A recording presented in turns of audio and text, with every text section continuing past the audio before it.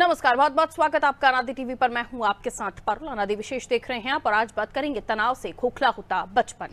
आज की कक्षाओं में बच्चों के सामने खुली किताबें होती हैं, लेकिन मन बंद। होमवर्क पूरा है मगर दिल बोझिल। मुस्कान चेहरे पर है पर भीतर डर पल रहा है। अभिभावकों की उम्मीदों का बोझ, प्रतिस्पर्धा और कम समय में ज्यादा सीखने की जद्दोजहद विद्यार्थियों में तनाव और चिंता को लगातार बढ़ा रही है। हालत यह है कि कक्षा में पढ़ने वाला हर दूसरा विद्यार्थी रोज तनाव में जी रहा है। इसका असर बच्चों के मानसिक स्वास्थ्य पर भी पड़ रहा है। ये खुलासा द स्टूडेंट सिंह इंडेक्स 2026 की रिपोर्ट में हुआ है। रिपोर्ट बताती है कि बच्चे पहले की तरह उन्मुक्त, खेल प्रेमी, उद्यमी और शैतान होने की जगह चिंतित, गंभीर, परिपक्व दिख रहे हैं। उनका उत्साह मर गया है। इसका कारण माता पिता की आकांक्षाएं, पढ़ाई के बोझ के अलावा सोशल मीडिया भी है। बचपन को इस अभिशाप से मुक्ति कैसे मिलेगी, ये जानने की आज कोशिश करेंगे। पहले एक रिपोर्ट आपको दिखाते हैं, देखिए।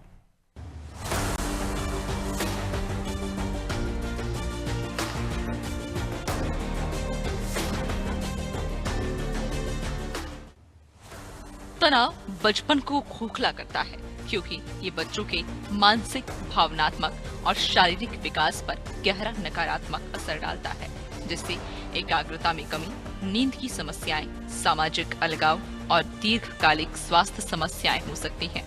इसके कारण बच्चे असुरक्षित, चिंतित और आक्रामक हो जाते हैं।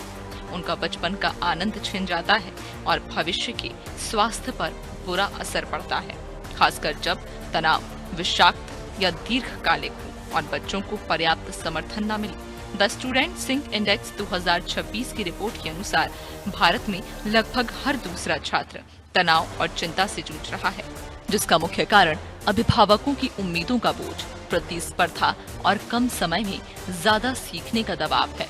रिपोर्ट बताती है कि कक्षा में हर रोज 63% विद्यार्थी तनाव में रहते हैं, जिससे मानसिक स्वास्थ्य प्रभावित हो रहा है। छात्र अक्सर पढ़ाई के बजाय डर और थकान से जुड़े सवाल पूछते हैं, यानी छात्रों की पढ़ाई से जुड़ी क्वेरीज कम हो गई है। वे चिंता, थकान और डर से संबंधित प्रश्न अधिक पूछते हैं।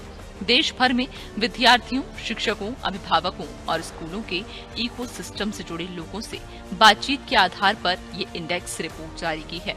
एजुकेशन काउंसलर का कहना है कि विद्यार्थी परिणाम के कारण तनाव में नहीं है।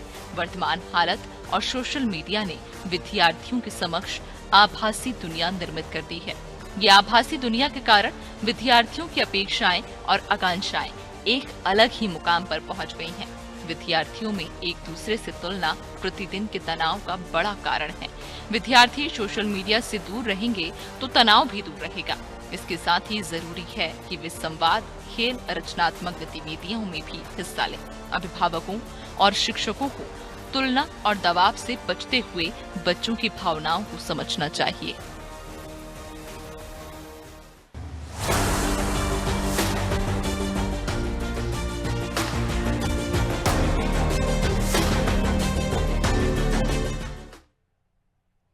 तो बचपन कहीं खो सा गया है, क्योंकि बचपन की तरह ही जिया जाए तो बच्चों के विकास के लिए बहुत जरूरी होता है।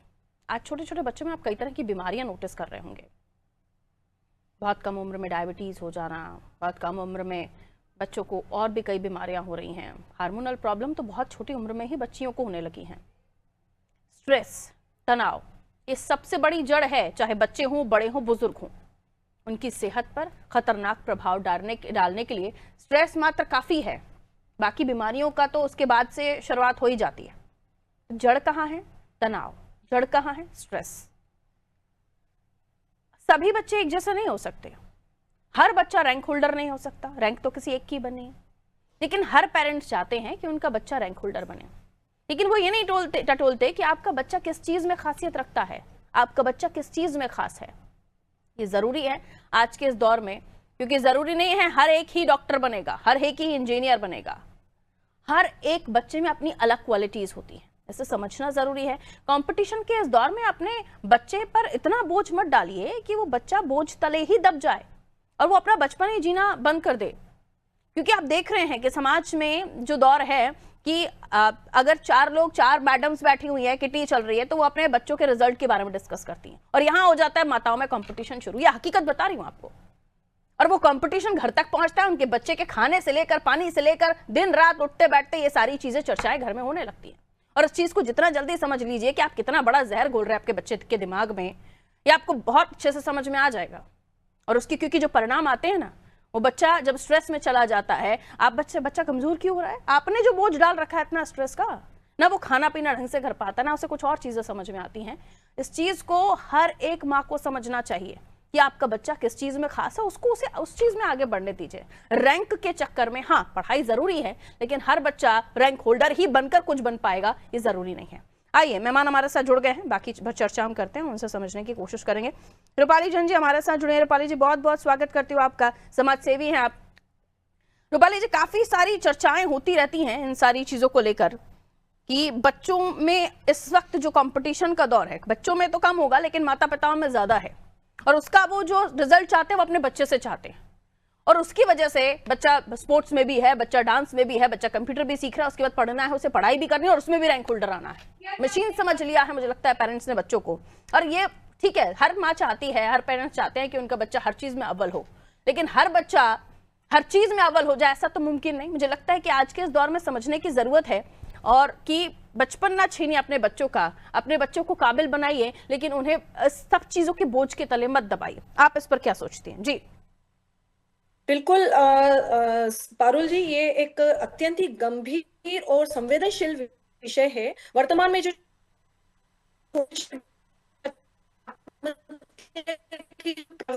प्रवृत्ति बढ़ रही है वो समाज के लिए, जैसे अभी आपने बहुत सारे कारणों को बताया ही, हमें सिलसिलेवार एक एक कारण को समझना है और उनके परिणाम पर भी नजर रखनी है, और साथ साथ उनका क्या समाधान है इस पर भी हमको चर्चा करनी है और उसे हमारे जीवन में उतारना है।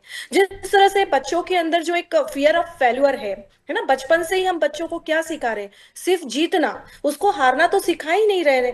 उन्हें लगता है कि कम नंबर आना या किसी प्रतियोगिता में हारना अब तो ये जीवन का अंत ही है। और सोशल मीडिया जो आप जिस तरह से देख रहे हो कि डिजिटल दुनिया पैर पसार चुकी है, एक एक बच्चे क्या, बड़े बुजुर्ग क्या, महिला क्या, पुरुष क्या, सबको अपनी गिरफ्त में इस तरह से ले चुकी है कि रील्स और लाइक का जो प्रेशर है उसमें बच्चे अपनी वैल्यू सोशल मीडिया के लाइक से आंक रहे हैं। जितने लाइक उन्हें लगता है कि हम उतने ही ज्यादा अच्छे हैं, है ना। गेमिंग चल रहा है, उसके कारण जो हिंसा बढ़ रही है, यानी हिंसक वीडियोस जो हैं वो बच्चों में कितनी आक्रामकता बढ़ा रहे हैं। आप खुद ही देख रहे हो कि एकदम इम्पल्स डिसीजन ले रहे हैं, इम्पल्स गुस्सा उनका बढ़ रहा है। माता पिता की जो कह सकते हैं अपेक्षा इतनी अनरियलिस्टिक है कि वो जो एक कहते हैं ना, शर्मा जी के बेटे को देखो वाली तुलना, वो बच्चों के आत्मसम्मान को ऐसे खत्म कर रही है कि जिसमें बच्चा अपनी खुद की योग्यता को ही कमतर आंकने लगा है। फिर लेक ऑफ कम्युनिकेशन जो गैप है, वो तो आप समझिए कि घर में सब साथ तो हैं लेकिन सब अपने अपने फोन में व्यस्त है। बच्चा अपनी परेशानी किसे बताए ये उसे समझ ही नहीं आता। जिसके पास जाता है वो थोड़ी देर बाद आना, माँ के पास गया थोड़ी देर के बाद आना, मैं अभी चैट कर रही हूँ, मैं अपनी फ्रेंड्स के साथ बिजी हूँ, तो वो किसको अपनी समस्या बताएगा? धीरे धीरे ये बच्चे जो है वो अलग थलग होते चले जाते हैं। कई समस्याएं जो बच्चों के साथ ऐसी होती कि वो अपने पेरेंट्स के साथ शेयर कर सकते, कुछ दोस्तों के साथ कर सकते, कुछ दादा दादी नाना नानी के साथ शेयर कर सकते, लेकिन संवाद जो आप चर्चा कर रहे हैं, मैं आपको इसलिए बीच में रोक रही हूँ रूपाली जी, ये हम वो चर्चा कर रहे हैं जहां हम देखते हैं कि बच्चों के मस्तिष्क पर घर के माहौल से क्या दबाव पड़ रहा है। मैं चाहती हूं कि आप इस पर अपनी बात रखें कि आज के इस शिक्षा के कंपटीशन में, शिक्षा के दौर का जो कंपटीशन है, आज के एजुकेशन वर्ल्ड का जो कंपटीशन है, उसकी वजह से बच्चों का शारीरिक विकास खत्म हो गया है, मानसिक तनाव बढ़ गया है। खेलकूद स्कूल में जितना हो पाता है उतना हो पाता है, उसके बाद आपका घर में बच्चा पढ़ने वाला भी पैक हो जाता है। जो नहीं देख रहा मोबाइल, उसके ऊपर आपने इतना लोड डाल रखा है कि आपको स्कूल भी पढ़ना है, आपको ट्यूशन भी पढ़ना है, आपको ऑनलाइन क्लास भी लेना है, आपको फलानी गेम एक्टिविटीज भी करनी है और उन सब में अव्वल आना है। इस पर आप अपनी बात रखें। देखो, इसमें सबसे पहली बात तो ये है कि हर तरफ कौन सा प्रेशर है, 90% वर्सेस 98% का प्रेशर है ना। Exactly. बच्चे ने बिल्कुल बहुत मेहनत की, 90% अंक लेकर आया, लेकिन पेरेंट्स का रिएक्शन देखिए आप। पेरेंट्स का रिएक्शन क्या? अरे 2% और ले आता तो टॉप कर जाता। है ना। तो ये समझिए कि आप उस बच्चे पर क्या प्रभाव पड़ा इसका। बच्चे को लगा कि उसकी मेहनत बेकार है ना। वो अपने माता पिता की को कभी खुश नहीं कर सकता, उनकी उम्मीदों पर खरा नहीं उतर सकता। ये गिल्ट आत्महत्या का कारण बन रहा है। क्यों? क्योंकि वो अपने आप को 90% लाने के बाद भी अपने आप को बहुत ही कमजोर आंकने लगता है, और जहां कमजोर आंकता है उसका मनोबल पूरी तरह से गिर जाता है। बिल्कुल। फिर उसको भावनात्मक सपोर्ट देने वाला कोई नहीं, उसको मानसिक सपोर्ट देने वाला कोई नहीं। क्यों? क्योंकि पेरेंट्स अपनी जो 90% या 98% की मानसिकता बनाकर बैठे, उससे वो बाहर ही नहीं निकल पा रहे। स्कूल की अगर हम बात करें तो क्लास में किसी टीचर ने यदि डांट दिया तो दोस्तों ने किसी बात का मजाक बना दिया। यानी बच्चे को लगा कि वह स्कूल में अब चेहरा कैसे दिखाएगा। बड़ों के लिए तो ये बहुत छोटी सी बात है, लेकिन बच्चे के लिए ये उसकी पूरी दुनिया उजड़ने जैसा है। तो टीचर के साथ भी वो कम्युनिकेट नहीं कर पा रहा है। तो जहां जहां ऐसे स्कूलों में, तो अब मुझे लगता है कि कंपलसरीली एक काउंसलर की व्यवस्था हो जानी चाहिए, क्योंकि जी। स्कूल टीचर का, प्रिंसिपल का डर तो हर बच्चे को रहेगा ही रहेगा, लेकिन वो काउंसलर से अपनी बात को पूरी बेहतर तरीके से बिल्कुल। खुलकर अपनी बातों को रख पाएगा। तो सभी को अपनी अपनी जिम्मेदारी डेफिनेटली तय करनी है कि माता पिता के लिए क्या जिम्मेदारी है, स्कूल के लिए क्या जिम्मेदारी है, संस्थाओं के लिए क्या जिम्मेदारी है, समाज की क्या जिम्मेदारी है। या सबको अपनी अपनी तैयारी जो है वो पूरी करनी चाहिए। बच्चों को ना सुनने की आदत भी सिखाना बहुत जरूरी है, कि छोटी छोटी असफलताओं का सामना जो है उनको वो करने दिया जाए। एक बार हारेगा, खुद गिरता है तो खुद को उठने दिया जाए। उसे समझाना बेहद जरूरी है कि हारना एक प्रक्रिया है, ये अपने जीवन का एक हिस्सा है। हारने के बाद जीत है, जीत के बाद फिर हार है, तो हारने के बाद फिर जीत है। ये चक्र ये चलता रहेगा पूरे जीवन भर। ये उसे समझाना पड़ेगा, आज तुलना आप बंद एक करनी बच्चे से पड़ेगी। सब कुछ चाहते हैं कि वो जी सचिन भी बन जाए, सचिन तेंदुलकर भी बन जाए, वो एक बड़ा डॉक्टर भी बन जाए, वो इंजीनियर भी बन जाए। हर चीज में आप उसको, जो स्कूल्स में भी कई सारी कंपटीशन वाली एक्टिविटीज होती है, सब में पार्टिसिपेट करो, सब में सर्टिफिकेट लेकर आओ। ये सब कुछ करना, ये सब करके उस बच्चे के मस्तिष्क पर जो प्रभाव पड़ रहा है, आक्रामक, चिड़चिड़ापन, उसका स्ट्रेस लेवल, और जब हम बच्चे के पास जाते हैं वो बहुत ही ज्यादा चिंतित महसूस होता है, क्योंकि उसके ऊपर उतनी चिंता आपने पहले ही डाल रखी है। आइए, डॉक्टर रुमा भट्टाचार्य हमारे साथ जुड़ गए, मनोचिकित्सक है आप। मैडम बहुत बहुत वेलकम आपका नादी टीवी पर। मैम, विषय यही है कि बच्चों के ऊपर शिक्षा के साथ साथ जो दूसरी चीजों का प्रेशर डाल दिया जाता है, रैंक लेकर आना है, मार्क्स को लेकर अभी रूपाली जी भी बात कर रही थी, इस पर आप क्या समझाना चाहेंगी पेरेंट्स को, खासतौर पर यहाँ पर, कि क्योंकि मैं ये समझना चाहती हूँ कि एक बच्चे से आप सब कुछ कैसे चाह सकते हो। जी, आप मुझे अनइंटरप्टेड अगर 5 मिनट का समय देंगे तो मैं बिल्कुल बात रखूंगी। जी, देखिए, पेरेंट्स जो होते हैं नेचुरली उनकी अपनी बच्चों से उम्मीदें रहती है, और ये कहना बहुत आसान होता है कि उम्मीद मत रखिए, एक्सपेक्टेशन मत रखिए, लेकिन इंसान है, वो भावनात्मक है, वो प्रयत्नशील है, उसकी अपनी आकांक्षाएं हैं, और पेरेंट्स कहीं ना कहीं अपनी अधूरी आकांक्षाओं को जो है पूरा करने की कोशिश करते हैं अपने बच्चों के माध्यम से। तो लेकिन ये मुझे लगता है कि सही नहीं है ये कहना कि 100% पेरेंट्स ही अपने बच्चों से 90% एंड अबव एक्सपेक्ट करते हैं। नहीं, इंडियन पेरेंट्स इतने भी मतलब इम्प्रैक्टिकल और इलॉजिकल नहीं है। निश्चित रूप से हम ये कह सकते हैं कि 10 से 15% पेरेंट्स जो खुद पढ़े लिखे हैं, जो खुद काफी एम्बिशियस हैं, जिनको अपने बच्चों में हुनर दिखाई देती है, जो जानते हैं कि उनके बच्चे में कैपेसिटी है, वो निश्चित रूप से चाहते हैं कि उनका बच्चा जो है अच्छा करे। आज तो मेरे ख्याल से प्रथम आने की तो जो अब सिस्टम है उसमें रैंकिंग नहीं है, ग्रेडिंग है, तो ये एक अच्छा बदलाव है। लेकिन हर पेरेंट्स का जो जानते हैं कि उनके बच्चे में काबिलियत है, तो उनका ये सोचना, उनकी ये उम्मीद गलत नहीं है, लेकिन उस सोच को, उस उम्मीद को कैसे एक्सप्रेस वो करते हैं अपने बच्चे के साथ, कैसे वो शेयर करते हैं, कैसे वो उस ओपिनियन को सामने रखते हैं, वो बहुत जरूरी है। एक्सपेक्टेशन गलत नहीं है, एक्सपेक्टेशन का जो प्रोजेक्शन है वो कैसा है, वो मेरे ख्याल से हम लोग हमेशा बात करते हैं या तो बच्चों के तनाव के बारे में, उनके सुसाइड की, कभी भी हम पेरेंटिंग के ऊपर बात नहीं करते हैं कि हमारे समाज में आज भी अगर लड़की 13-14 साल की हो गई है, 15 साल की हो गई, तो ये सोचा जाता है कि 10 साल के अंदर उसकी शादी हो जाएगी। शादी हो जाएगी तो उसे बच्चे पैदा करने हैं। मतलब शादी तो अल्टीमेट गोल है हमारे भारतीयों का, कि कुछ कोई पढ़े लिखे ना पढ़े लिखे, नौकरी करे ना करे, कुछ चीज करे ना करे, शादी हो जानी चाहिए। और शादी के बाद ऑब्वियस सी बात ये एक्सपेक्ट करते हैं कि बच्चे हो जाएं। और बच्चे जब पैदा होते हैं, बच्चे जो बड़े होते हैं, तो वो पेरेंट्स भी तभी पैदा होते हैं। मतलब पेरेंटिंग तो उन्हें कोई सीखी सिखाई नहीं मिलती है ना। तो हम लोग पेरेंटिंग के ऊपर कभी बात नहीं करते, जो मुझे लगता है आज के विषय का अहम मुद्दा होना चाहिए, कि पेरेंट्स को कैसे परवरिश करनी है अपने बच्चों की। ये ना तो घर वाले सिखाते, माँ बाप सिखाते हैं कि आप माँ बनेंगे, आप बाप बनेंगे तो कैसे अपना बिहेवियर रखिए बच्चों के साथ, ये कहीं नहीं बताई जाती है। ना गायनेकोलॉजिस्ट बताते हैं, ना ऑब्स्टेट्रिशियन बताते हैं, ना फिजिशियंस बताते हैं, ना कोई बताता है, ना समाज में पेरेंटिंग के ऊपर कोई बात होती है। तो मुझे लगता है सबसे अहम चीज है कि हम ये समझाएं। आज हमारे समाज में क्या होता है, जब रिश्ते टूटने लगते हैं, जब डिवोर्स तक बात आती है ना, तब जाते हैं काउंसलर के पास। जब थाने से या कोर्ट से बोला जाता है कि एक ट्राई आप और करिए, तब जाके मैरिटल काउंसलर के पास आते हैं। जबकि काउंसलिंग रिलेशनशिप में आने से पहले, यानी शादी होने से पहले होनी चाहिए, वो नहीं होता है। पेरेंटिंग के ऊपर बात कभी नहीं होती है जब तक बच्चे में कोई परेशानी नहीं आ जाती है।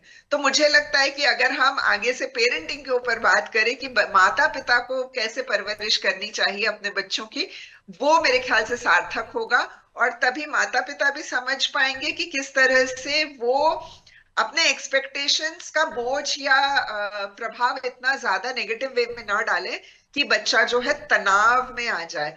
मोटिवेट करिए बच्चे को, प्रोत्साहित करिए, उसे सही एक्सपोजर दीजिए, उसे सही ट्रेनिंग दीजिए, उसको खुशनुमा माहौल दीजिए, उसको तरक्की करने की, उसके अंदर खुद में इच्छा जागृत करने की ट्रेनिंग दीजिए, न कि थोपिए। तो ये सब गलत पेरेंटिंग, गलत चाइल्ड मैनेजमेंट में होता है। स्कूल में भी यही होता है। जो बच्चे अच्छा कर रहे हैं वही स्कूल के 10% बच्चों को, 15% बच्चों को ही हर चीज में डालने की कोशिश की जाती है। वो बच्चा जो पढ़ाई लिखाई में या और किसी चीज में नहीं कर पा रहा है, उसको कोई तवज्जो ही नहीं दी जाती है। May be that student is good in sports, may be वो बच्चा या बच्ची संगीत में, नृत्य में बहुत अच्छा करती हो, उसका आर्ट्स में बहुत हुनर हो। तो हमें, every child is unique, her child में कोई ना कोई एबिलिटी होती है, हर इंसान में कोई ना कोई एबिलिटी होती है। परवरिश का जो एम है वो ये होना चाहिए कि अगर हमारे बच्चे में सचिन तेंदुलकर बनने की हुनर है तो हम उसे वो ट्रेनिंग दे सके। अगर हमारे बच्चे में श्रेया घोषाल या मधुबंती बागची की गायकी की काबिलियत है तो वो ट्रेनिंग दी जाए। अगर हमारे बच्चे में एमएफ हुसैन बनने की ताकत है तो वो उसे प्रोत्साहित करी जाए। सबको एक मापदंड में नापना सही नहीं है, और मुझे लगता है अपेक्षाएं गलत नहीं है। अपेक्षाओं का जो एक्सप्रेशन है, जो प्रोजेक्शन है, वो सही होना चाहिए। और हमारे चर्चा के विषय का हेडलाइंस भी सही होना चाहिए कि कैसे बच्चों की सही परवरिश हो, कैसे जो है पेरेंटिंग स्किल्स डेवलप हो, और पेरेंटिंग की शिक्षा कब दी जानी चाहिए। मुझे लगता है ये है, अगर माता पिता की पेरेंटिंग सही होगी, अगर स्कूल्स के जो फैकल्टीज हैं, टीचर्स हैं, मैनेजमेंट है, वो अगर चाइल्ड डेवलपमेंट में वाकई में वो इंटरेस्ट रखते हैं, न कि सिर्फ एक कोर्स कंप्लीट कर देना, परीक्षा ले लेना, एक इवेंट ऑर्गेनाइज कर देना। हम लोग आजकल बहुत ही सुपरफिशियल तरीके से हर चीज को करने की कोशिश करते हैं। वो एक ग्रेजुअल प्रोसेस होनी चाहिए, वो बहुत जरूरी है। एक बच्चा जो अच्छा कर रहा है उसे, हमारे पास अभी 3 दिन पहले एक पेरेंट आई थी जो कहने लगी कि मेरी बच्ची जो है क्लास 4 में, उसने लास्ट ईयर उसको प्ले में रखा गया था पर इस साल नहीं रखा गया है। और मतलब क्या होता है, जो बच्चे किसी एक चीज में अच्छा करते हैं उन्हीं को हर चीज में आगे करने की कोशिश की जाती है। तो मुझे लगता है कि ये जो एक टीचर्स की सिलेक्टिव मानसिकता है उसके ऊपर उठना है। और पेरेंट्स को भी यही मैं राय दूंगी कि अपने बच्चे की हुनर को पहचानिए, अपने हुनर को पहचानिए और सही दिशा में बच्चे को प्रोत्साहित करिए, एनकरेज करिए, उसको अपॉर्चुनिटीज दीजिए। ये जरूरी है, थोपना गलत है। मैम यहाँ पर एक सवाल जो मैं चाहती हूँ कि मेरे जो दर्शक हैं उनको पता चले कि जो चीज़ें आपने कही, पेरेंटिंग बहुत ज़रूरी है, तमाम आपने अपने पहलू रखे। यहाँ जब हम बच्चे के उम्मीदों को लेकर बात करते हैं कि बच्चे से आपको उम्मीदें हैं, लेकिन उसको आप किस तरीके से उस बच्चे के सामने अपने बात को रखते हैं, मुझे लगता है ये भी एक बहुत अच्छा तरीका होना चाहिए जो बच्चे को बहुत प्यार से समझ आए, उसका स्ट्रेस लेवल कम हो। और जैसे कि अभी रूपाली जी भी चर्चा कर रही थी कि क्या हम बच्चों को वो समय दे रहे हैं। आपने पेरेंटिंग की बात की, मुझे लगता है कि पेरेंटिंग बहुत जरूरी हो चली है जब आप अपने बच्चे को एक अच्छा व्यवहार या अच्छी परवरिश देना चाहते हैं, तो क्योंकि पाल पोस कर बड़ा करना ये सब कुछ नहीं होता। जब आप उससे उम्मीदें कर रहे हैं तो आपको भी उसके लिए तैयार होना पड़ेगा। और मुझे लगता है कि बहुत जरूरी है कि हर पेरेंट्स जो चाहते हैं कि उनका व्यवहार उनके बच्चे के प्रति अच्छा हो, उन्हें क्लासेस लेनी चाहिए या फिर आपसे सलाह लेनी चाहिए। जी मैडम।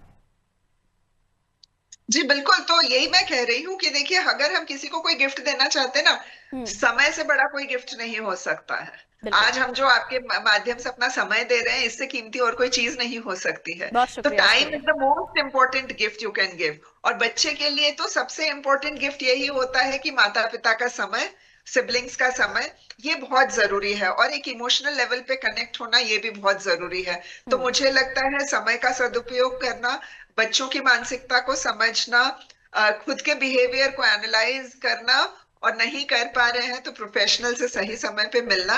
इससे ज्यादा अगर ब्रीफ में मैं कॉन्साइज में कहना चाहूँ तो ये मैं कहना जरूर चाहूंगी कि शादी टूटती है तब काउंसलर के पास मत जाइए। जब शादी के इस बंधन में बंध रहे हैं काउंसलर के पास जाइए। बिल्कुल।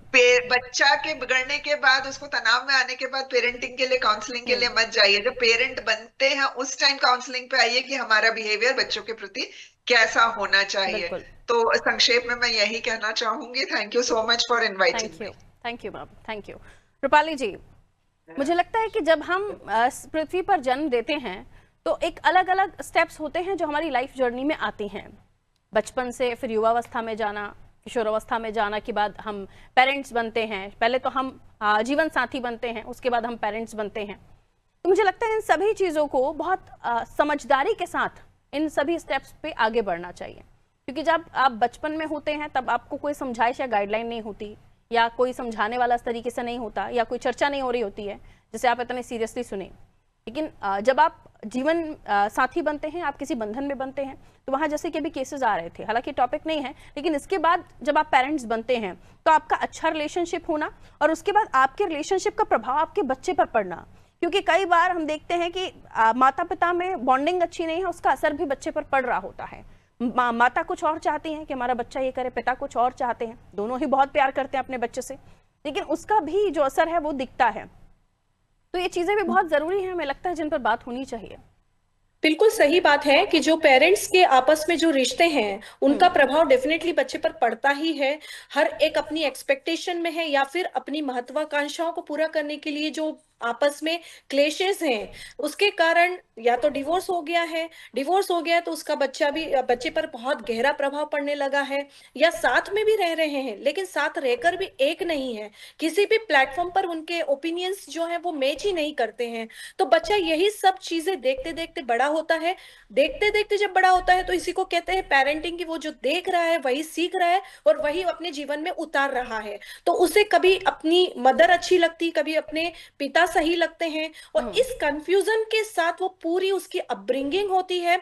और जब वो खुद मैरिज करता है, मैरिज करने के बाद जब उसकी कंपेनियन अपने कंपेनियन के साथ वो कैसे बिहेव करे, वो हमेशा कंफ्यूज रहता है। क्यों? क्योंकि उसने बचपन से वही देखा है कि कभी उसके पापा सही रहे, कभी माता सही रही हैं, तो वो कहीं सही निर्णय नहीं ले पाता है। और जब ऐसे धीरे धीरे बच्चे हो जाते हैं, अपने बच्चों के लिए भी वो सही निर्णय नहीं ले पाता है, और इसीलिए कभी वो जज बनता है ना, कभी क्या। लेकिन मुझे लगता है कि जज की जगह उसे लॉयर बनना चाहिए, यानी पहले तो कनेक्शन फिर करेक्शन वाली प्रक्रिया में आना चाहिए। लेकिन ये जो कंफ्यूजन का माहौल है, ये परिवार का जो माहौल है घर में, वो सब कहीं ना कहीं बच्चों को अफेक्ट कर ही रहा है, और उसी के कारण बच्चे कंफ्यूजन में आत्महत्या की तरफ अग्रसर हो रहे हैं, क्योंकि वो अब किसी एक के साथ कनेक्ट नहीं हो पाते हैं। तो पेरेंट्स को ही ये जिम्मेदारी निभानी होगी कि अपने आपस के क्लेशेस, झगड़े उन तक ना ले जाएं। बिल्कुल, बहुत छोटी छोटी चीजें हैं लेकिन बहुत बड़ी हैं, जो आपके बच्चे के व्यवहार पर, उसके जीवन पर बहुत असर डालती है। बहुत शुक्रिया रूपाली जी जानकारी देने के लिए, हमारे साथ बातचीत करने के लिए। तो स्ट्रेस लेवल बच्चों में बढ़ता जा रहा है उनकी स्टडीज़ की वजह से। कुछ घर में आप कैसा व्यवहार उनके साथ रख रहे हैं, कितना टाइम उनको दे रहे हैं और उसके साथ आप क्या कुछ उम्मीदें रख रहे हैं, और वो अपने बच्चे को अपनी बात कैसे आप डिलीवर कर रहे हैं। ये बहुत सारी चीज़ें हैं। कई बार हम बहुत कुछ चाहते हैं अपने बच्चे से, लेकिन वो क्या चाहता है, वो किस चीज़ में महारत हासिल कर सकता है, या अभी उसको उसके अंदर किस चीज़ का हुनर है, उन सब चीज़ों को पहचानते हुए मुझे लगता है माता पिता को आगे बच्चों के लिए निर्णय लेने चाहिए। पढ़ाई बहुत आवश्यक है, लेकिन पढ़ाई बोझ बन के आपके बच्चे को दबा ना दे, उसके जीवन को खोखला ना कर दे, इस बात का भी हमें ही ध्यान रखना है। बच्चों को समय दीजिए। इन दिनों हम देख रहे हैं पेरेंट्स की लाइफ बहुत बिजी है, कई बार वाकई बिजी है, कई बार फोन पर बिजी है। तो उस बिजीनेस में भी, चाहे आपका वाकई वर्क में आप बिजी हैं या फिर आप फोन में बिजी हैं, बच्चे के लिए आपको समय देना पड़ेगा, निकालना पड़ेगा। उसकी क्या चीज़ें हैं, क्या उसके जहन में चल रहा है, क्या उसने दिन भर किया है, इन सब चीज़ों को लेकर बात करने की ज़रूरत है। वो क्या चीज़ करके बहुत ज़्यादा खुश महसूस कर रहा है, इन सब चीज़ों को शायद आज से नोटिस करना सीखेंगे या कोशिश करेंगे तो बच्चे का तनाव भी कम होगा, वो पढ़ाई को एंजॉय भी करेगा और अपनी दूसरी एक्टिविटीज जैसे वो पसंद करता है उसे भी अपने जीवन में शामिल करेगा। शायद उसी में वो करियर बना ले। शायद हो सकता है आपका बेटा क्रिकेट अच्छा खेलता है तो सचिन तेंदुलकर जैसा कोई क्रिकेटर बन जाए, या फिर मेडिकल लाइन में चला जाए, लेकिन इन सबको आपको ही पहचानना पड़ेगा, उसको पहचानने में मदद करनी पड़ेगी। शायद ये बदलाव लेकर आएंगे तो आपका बच्चा अगले ही दिन से कुछ अलग व्यवहार के साथ आपके सामने आएगा। दीजिए इजाजत, नमस्ते।